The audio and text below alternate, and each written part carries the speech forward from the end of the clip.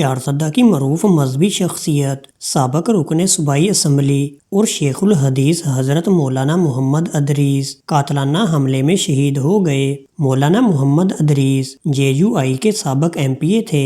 ذرائع کے مطابق مولانا محمد ادریس پر فائرنگ کا واقعہ ضلع چارسدہ کے علاقے میں پیش آیا۔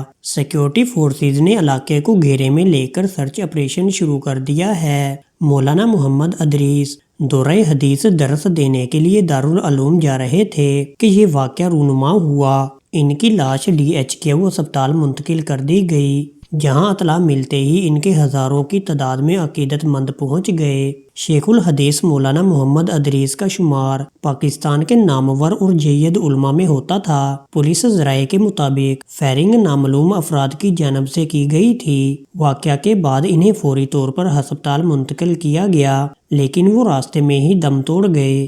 فائرنگ کے واقعہ کے بعد ملزمان موقع سے فرار ہو گئے۔ شیخ محمد ادریس 1961 میں چارسدہ کے علاقے میں پیدا ہوئے۔ وہ جامعہ احسن المدارس جھگڑا پشاور سے وابستہ رہے اور شیخ الحدیث کے طور پر دینی خدمات سر انجام دیتے رہے۔ پولیس نے واقعہ کی تحقیقات شروع کر دی ہے۔